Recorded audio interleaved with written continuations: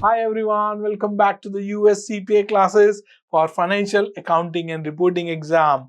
Now we are starting series of general purpose financial statement. So here we have couple of video which is coming back to back. This is part 1 for general purpose financial statement. In this video we'll be covering balance sheet, that is statement of financial position. So let's dive into to understand more in detail about what comes in the financial statement or the financial for the balance sheet for general purpose financial statement. So if you remember in this, we have covered conceptual framework for business entity, non-business entity, FASB, standard setting for business and non-business. Now we'll be starting with the general purpose financial statement or profit organization. So in this, we'll be understanding the details of balance sheet, which is called statement of financial position also, income statement, which is called statement of profit and loss also, statement of comprehensive income, and statement of change in equity. Then after we'll be discussing cash flow, which include all like operating activity, financing activity, investing activity, then importance of notes to financial statement, and lastly we'll be discussing consolidated financial statement. Today we'll be covering balance sheet or income statement and statement of comprehensive income, and in next class we'll cover the rest of the 4 items. So in the balance sheet, what all things you see in balance sheet? Assets, liabilities, and equity, right? And what are assets? Assets are like probable future economic benefit which you obtain or controlled by any particular entity as a result of the past transaction or event. Assets are basically the capital expenditure which you have made, for which in future you'll be getting the economic benefit by utilizing those capital expenditure which you have made. So it can be for the use purpose, or it can be for the production purpose, it can be for the sale of goods or services purpose, right?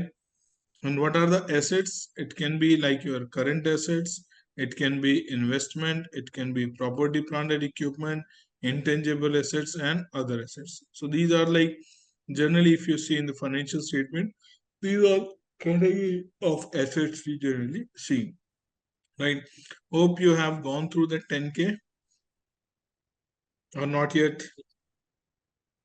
Yes sir yes sir Ayush भाई तू फिर से नहीं गया यार, गलत बात है। सर ये रोज सर एम्बैरस करते हैं मुझे ये टीच के पहले से खड़ा कि नहीं सर ने एक तरीका ढूंढ लिया। हाँ नहीं sir I have gone through 10 के मैंने अपनी कंपनी के तो कर लिए मैंने फाइनेंशियल्स तो I have gone through. Which financial you have gone through? फिर मैं जीएम वाले देख रहा था, general Motors.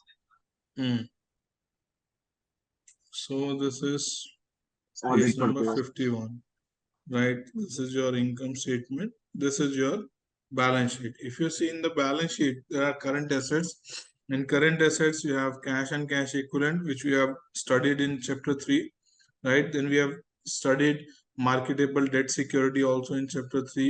We have studied account receivable and note receivable also. We have discussed on inventories. We have studied current assets. All these things we have studied in chapter 3, right? Yes sir sir आपकी voice break हो रही है। Break हाँ हो sir रही है। थोड़ा अच्छा लग रहा था कि मेरे नेट में प्रॉब्लम है, नहीं सर आपकी ब्रेक हो रही है voice. Yeah, actually I have changed my room. जियो तो नहीं है सर आपका? No, I have Airtel. फिर ठीक है सर, मैंने जब से जियो लगाया नेट खराब हो गया मेरा। So I'll walk you through quickly. So if you remember, so we have covered cash and cash equivalent, bank reconciliation, account receivable and note receivable, inventory and property, plant and equipment, investment, intangibles, payables, accrued liability, long-term liability, equities, revenue recognition, stock compensation, income taxes, right? And we have also covered the accounting changes, business combination, contingency and commitment, derivative and hedge accounting, foreign currency transaction, leases, expected credit loss, non-reciprocal transfer, research and development cost, software, subsequent event, fair value measurement, and accounting for change in prices. Right now, coming back to the financial statement. So if you see, you have already covered all these things in details, right? And non-current assets also, which is, like the receivable part, which is expected to be received after 12 months, right? Equity investment for the non-consolidating affiliates, property, plant and equipment, goodwill, intangible, right? And then deferred income tax. This also we have covered, and other assets. So we have covered individually all these items, what all needs to be disclosed, and and you can say how we need to do the measurement and valuation of the respective item.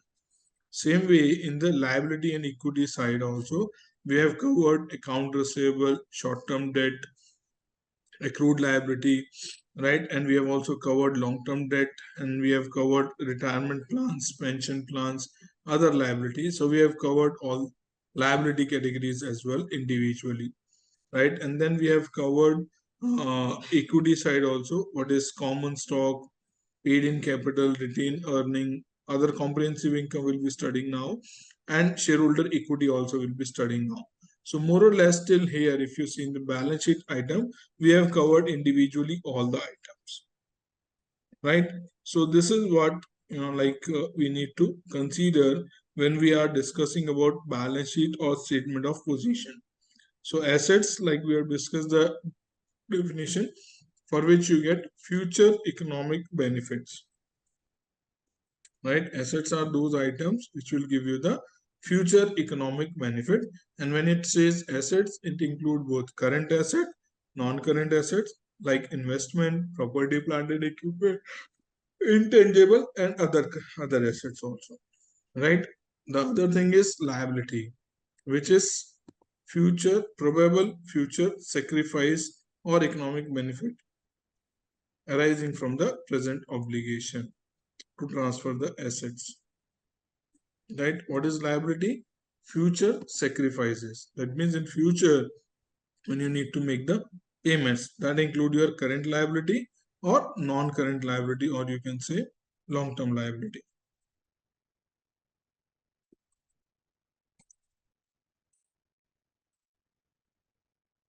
I would say non-current liability, right? Very simple. Then after Yes, yes. equity, what is Yes, equity? sir. Equity is actually residual interest. Like assets minus liability, whatever is remaining comes under the equity. And equity is a residual interest in the assets of the entity that remain after deduction of its liability. For a corporation, equity is the ownership interest, like your stakeholder funds. And it includes like honor equity, additional paid in capital, retained earning, and treasury stock. Right? These all we have individually discussed in detail. Now coming to the income statement. So balance sheet we have seen what all comes in balance sheet. Now we are jumping on to the income statement. Income statement. Look at this income statement. It has net sales and revenue, which is from automotive and GM Financial, and it will give you the total sales. Then after they are showing cost and expenses. Costs include automotive cost of sales and GM operating cost. Then after automotive and other selling, general and administrative expenses that result into the total cost. So once you reduce the revenue from total cost, it will give you operating income, right? Are you guys with me? Yes, sir. Yes. And from operating income, what all things you need to reduce? Interest expense, Interest and depreciation. depreciation expense. All the indirect expenses, amortization, Right depreciation. here, if you see, they are reducing automotive interest expense and they are adding interest income or other operating income, right? It will give, and then equity income, which is like dividend income they have received, and then income before income tax, they reach to this amount. which is income before taxes. And then on top of that, there is a tax expenses. Right, this is taxable income on which they have reduced the taxes. And finally, this amount is income from continuing operation. Right, and then one more line item which you see, loss from discontinuing operation. So have you seen like one thing which is different here is loss from discontinuing operation is coming after taxes, right? Yes, sir. Right, this loss from discontinuing operation is coming after taxes. As it is coming after taxes, they have clearly mentioned it is net of taxes.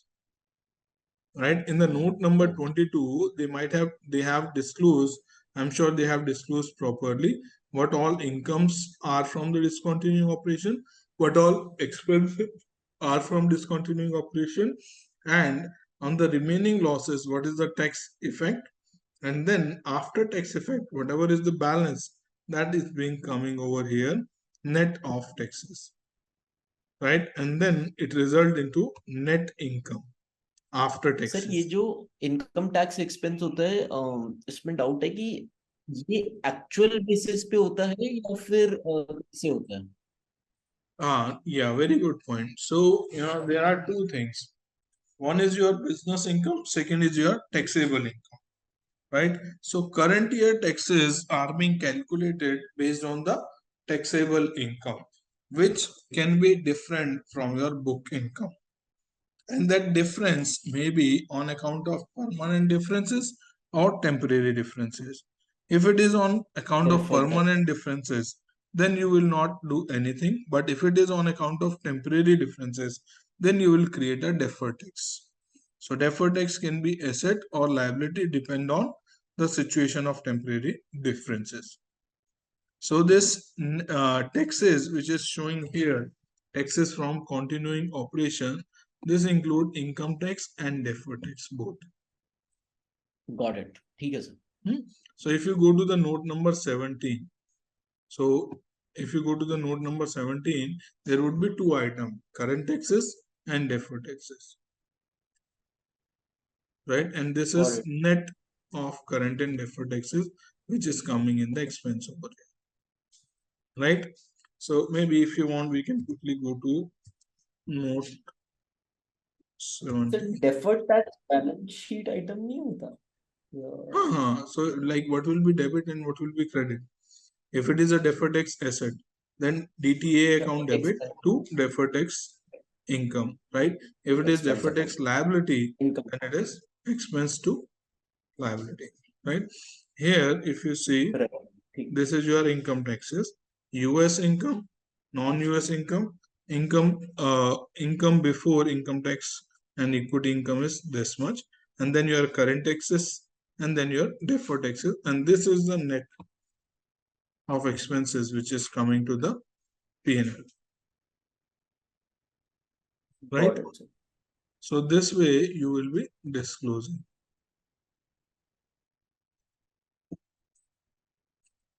Right? Yes, sir. Gurmeher, Kashish, clear? Yes, sir.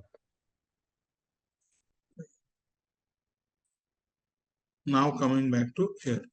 And then after you will be, once you reach to the net income, net loss attributable to the non-controlling interest.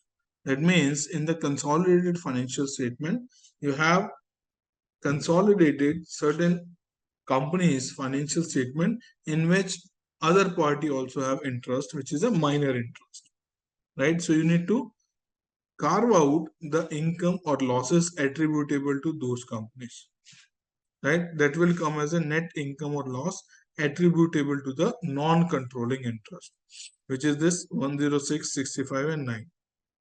Then finally, it result into net income attributable to the stockholder. That means available to your stockholder, right? And basis that you'll be calculating earning per share, basic earning per share as well as diluted earning per share from the continuing operation separately and discontinuing operation separately. Make sense?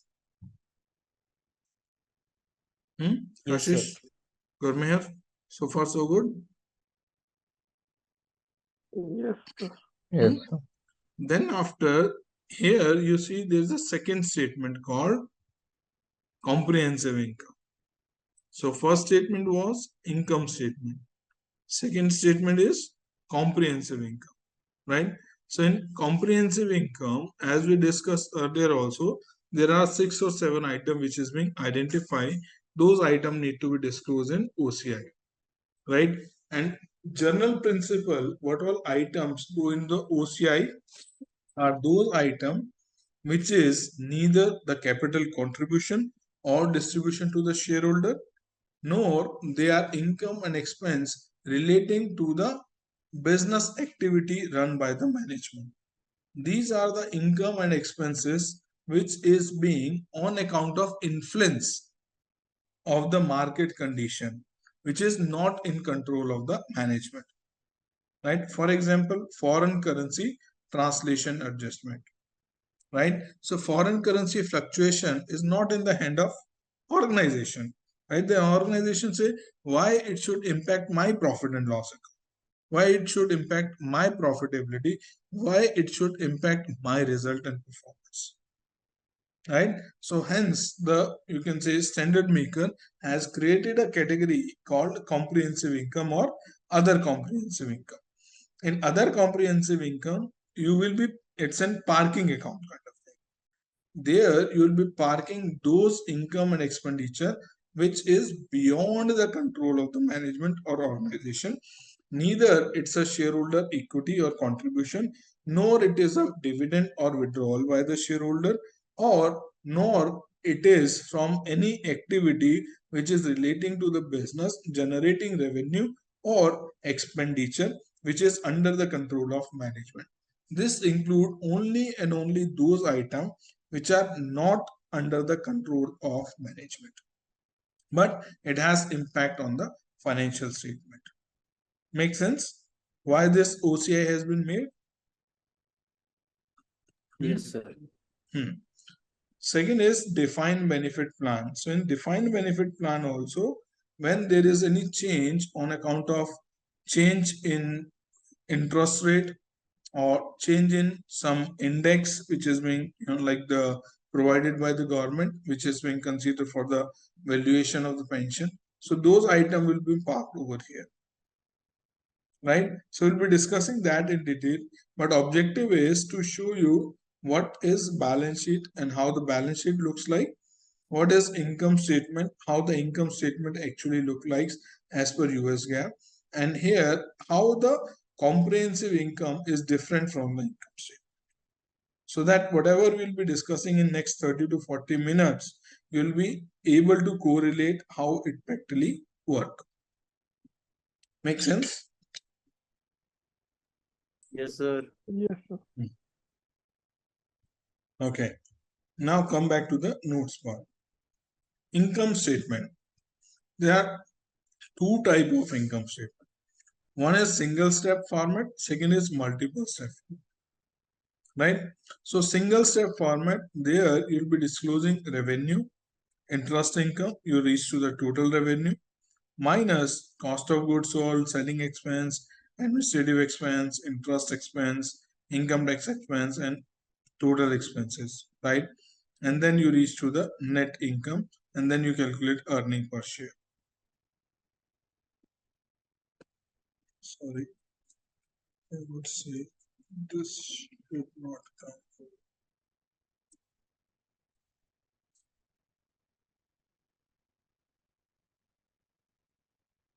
Sorry, small.